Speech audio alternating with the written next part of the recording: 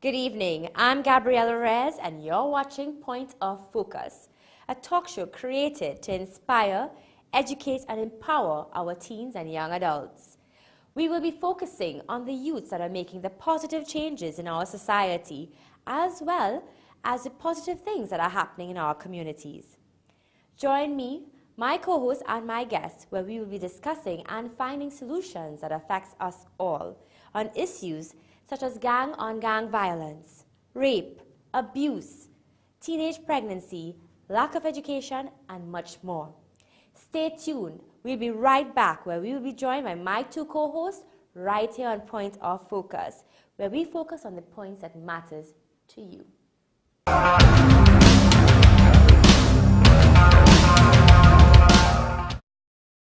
Welcome back to Point of Focus.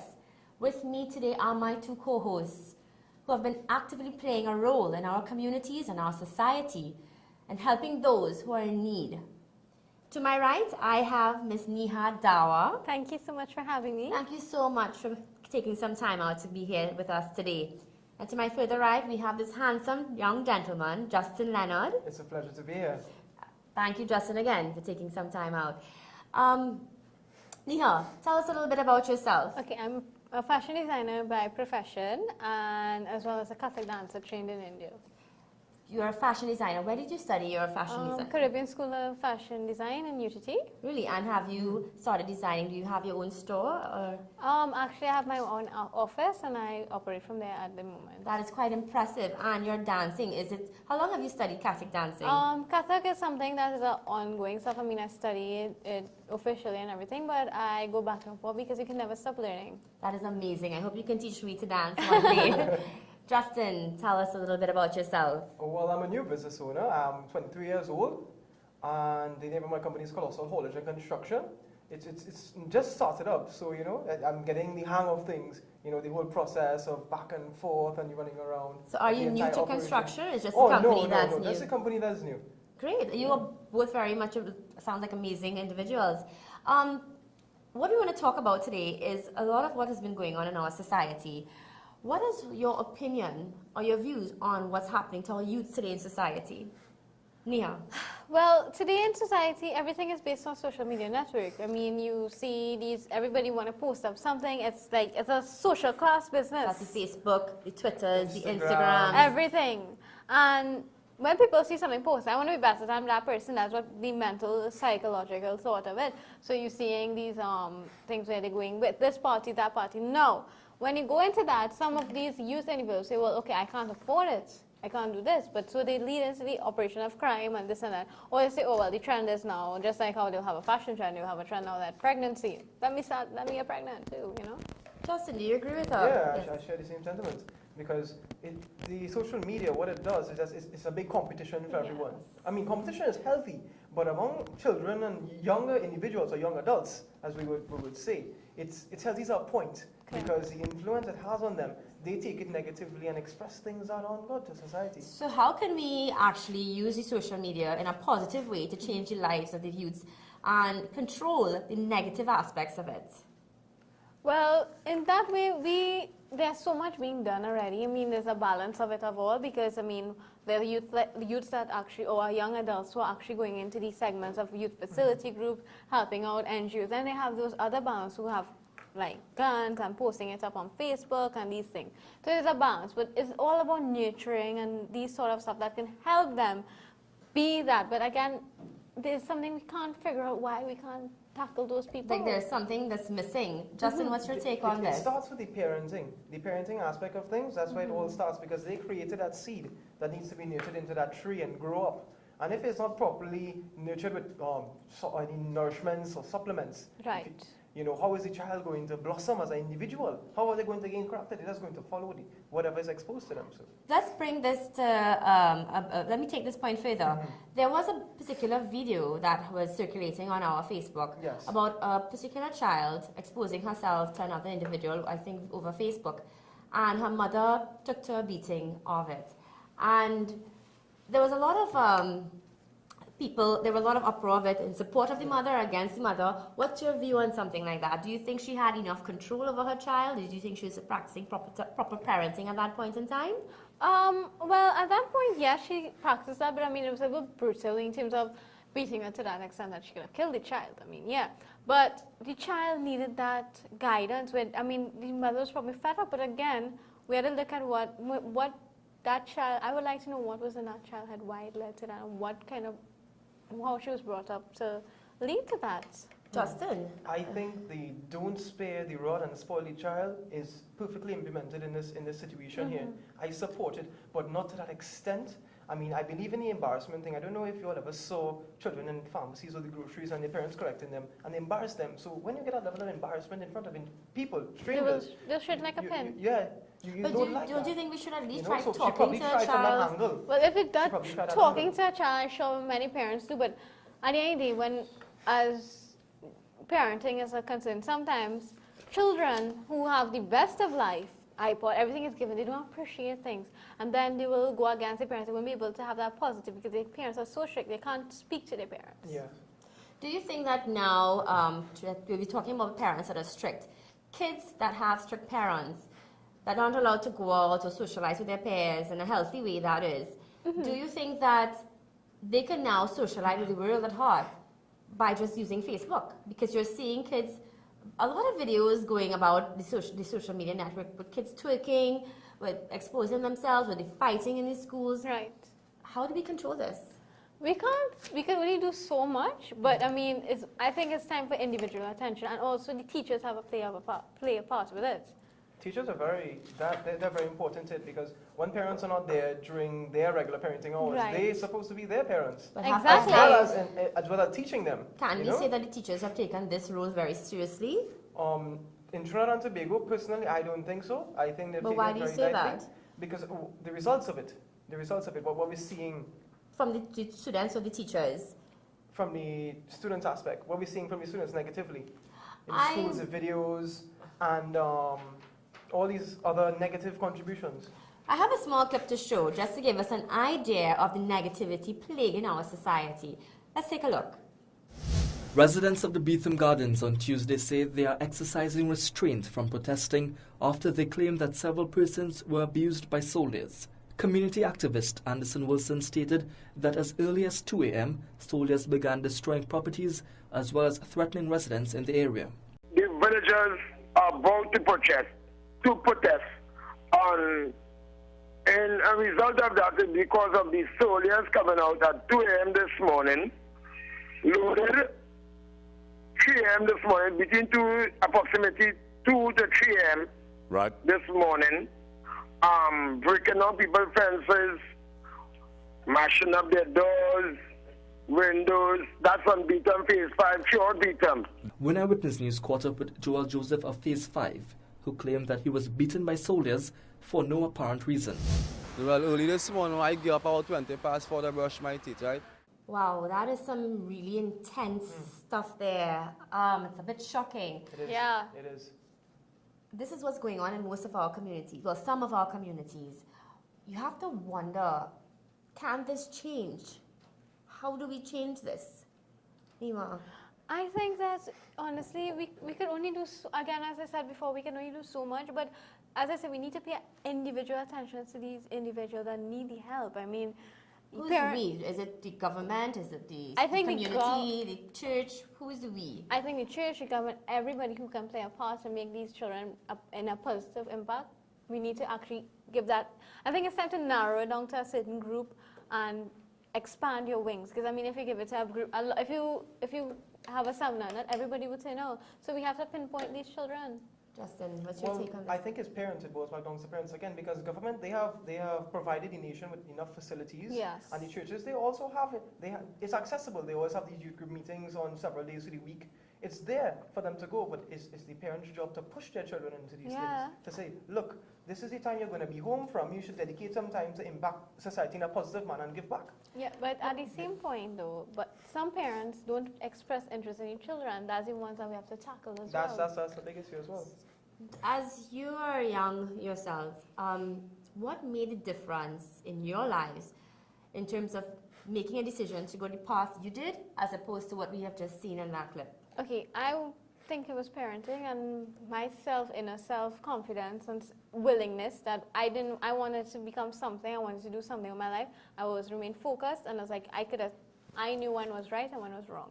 Justin? Personally, it's parenting. Well, with me, you know, if I didn't get taught those morals and values, right, I would not be the person who I am in order to make the decisions I have made. So it boils back down to parenting. The parenting society these days, they don't seem too interested in their kids at all. You need to be if every action has a reaction. So if you want to go do these things and make babies, there's certain things you have to do. You both have very, very valid points, because what we want to take a look at next is a video showing a positive, some positive activities in some of these communities and the impact it has had on them. Let's take a look. Considered a criminal haven and a hotspot, residents of Beetham Gardens are now making a move in a positive direction. This as community activist Anderson Wilson, along with several residents, have taken a bold step to heal the community and restore the Beetham Gardens to the crime-free area it once was. During an interview on Tuesday, Wilson outlined several projects geared towards promoting positivity throughout the depressed community. So we have took up the initiative and took this initiative to say, yeah, whatever single mother she likes selling, she loves doing business. And we came together in the community, you know, put together the windows, you could see we finishing the flooring. And also a single parent in the community could have somewhere to do or apply a trade. This initiative here where we have the youth, we'll do all the boxing, you know, we have the back there, we'll have all the equipments. But the keeper is not there right now. You know, and whereby we'll have them in activities, homework center, across their computer learning for any ages. And this is to show that some of the good things that we are doing in Beetham. Well, again, we've just seen some pretty amazing stuff now. Yeah. A total turnaround from our first video. What do you all think of that? How does this impact your life, or how do you think that you can impact others in ways that we've just looked at? Okay, well, first of all, by ourselves giving back to the community and these things, and that's why we ourselves will go back and highlight these aspects of the community, be it negative and positive. How do you go about it? You just pick yourself up and say, look, I'm going to just give back to the community. What do you do? How do you specifically, if a young person wants to do something for their community, how can they go about doing it? Okay, well, first of all, you need to have a focus plan. Like, okay, I see this community need help. Like, okay, I know some homes may not be able to afford groceries, whatever. I give groceries back to them once a year, about 50 or 60 homes. And then also, I have joined a charity foundation called Rapid Fire Kids Foundation, where we try to make a smile of a day for a kid for one day. Well, kids per se. So these little things will eventually help in the long run. Every drop in the bucket counts. Every drop in the bucket counts. Justin, yourself involved. Yeah, ever since I was a little kid, my mom, we always assisted two homes in specific, Princess Elizabeth home, I think that's in Port of Spain, Woodbrook area, and the Lady Huchoy home. And every 3 months we would go and sit down with the kids and, you know, just have fellowship with them. That's wonderful. So, and that also played a role now, because in my age presently, I'm active in the Helping Hands Foundation Trinidad and Tobago. It's an NGO. I must say that we bring state-owned agencies and we have a lot of drive. Right, currently we have a food drive going on right now, and a couple of, you know. I think there's a blood drive as well. A blood drive, a food drive. Yes. Yeah. It's amazing. You both are very young, brilliant, charismatic individuals, and yet you still, instead of being busy and caught up with the whole superficial things of society, you all have actually become kind in your own way to help others less fortunate. Do you think as a society, one, we have forgotten to teach our children kindness, and two, do you think that even the media, they don't do enough to highlight the positive aspects in the society? Or what has been done for these communities? Well, as we say with the newspaper is full 5 pages, 6 pages, full of negativity, where you see a feature of a highlight, a positive feature of a young individual coming up, quite down in the classifieds. Or the business news on Sunday, right? Yes. Something good does not sell, and if it doesn't sell, it's not going to benefit them. Exactly. So we need to put our Trinidadian people like Commerce and Bacchanal, and you know, something they So could we like have forgotten to build teach on. our children kindness, Definitely. because we give them iPhones, we give them Jordans, we give them iPads, but we don't teach them How basic to be things. humane. Exactly. Yeah. As I said earlier, we are going to inspire, educate, and empower teens and young adults, even the nation as a whole. We're now going to take a break, and when we come back, we'll be joined by one of our guests, who happens to be a young lady, Ranjana Rambachan, from the Helping Hands Trinidad and Tobago NGO.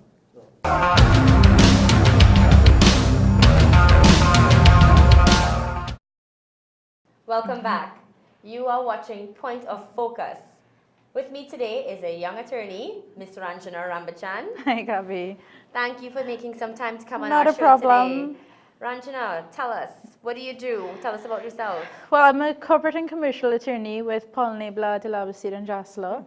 And what inspired you to become a lawyer? Well, I think it was the next logical step in my life, to be honest.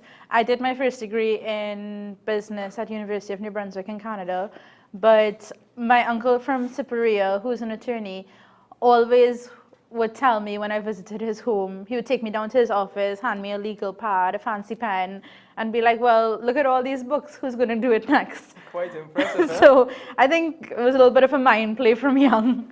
Great. And what else are you involved in? Well, I'm a founding member of Helping Hands TNT Foundation, which is a new NGO.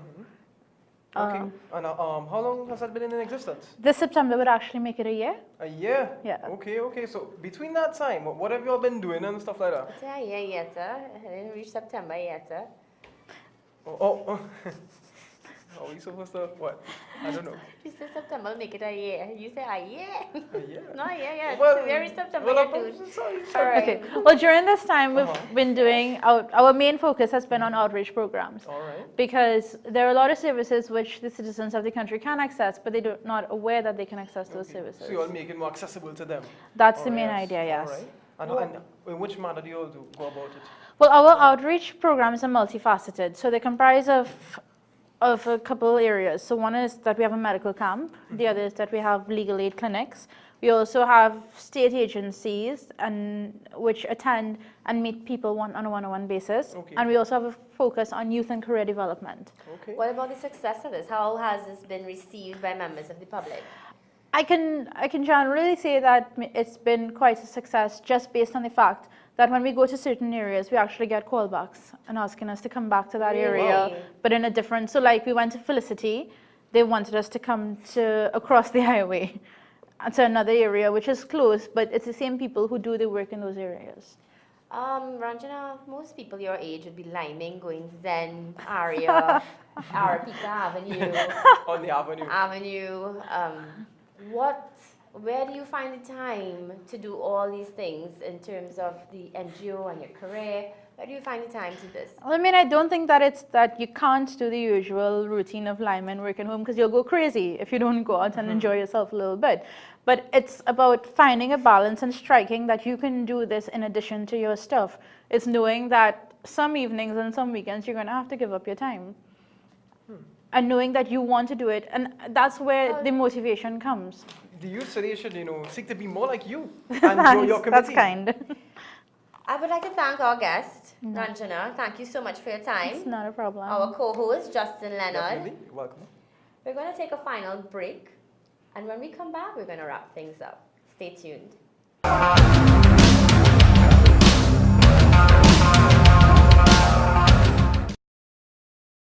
We've come to the end of our show, but join us next week where we continue to discuss and find solutions to issues that negatively impact our society. As well, we're going to be highlighting some of the good that has been going on in our communities. I want to say a hearty thanks to you, our viewers, our sponsors, our guests, and co-host. Until next time, I'm Gabriella Rez, and you've been watching Point of Focus, where we focus on points that matter to you.